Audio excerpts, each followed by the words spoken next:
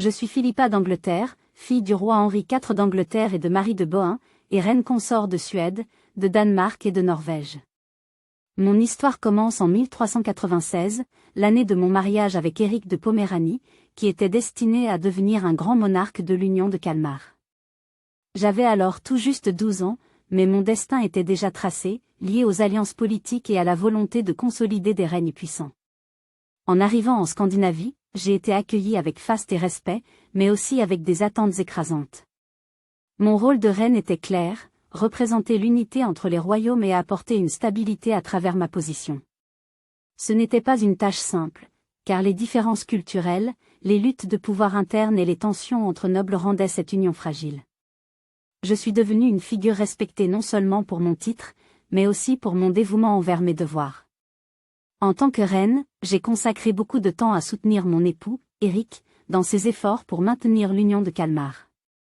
Cette union était un rêve ambitieux qui visait à unir les royaumes de Danemark, de Suède et de Norvège sous une seule couronne, mais elle était constamment menacée par des révoltes et des querelles internes. En 1406, nous avons été couronnés à Copenhague, un événement qui symbolisait la consolidation de notre pouvoir. Cependant, mon rôle n'était pas simplement décoratif. J'étais très impliquée dans les affaires administratives et financières du royaume.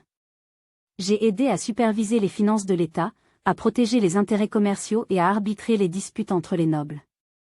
On disait de moi que j'avais hérité de la prudence et de la sagacité de mon père, des qualités qui m'ont aidé à naviguer dans les eaux troubles de la politique scandinave.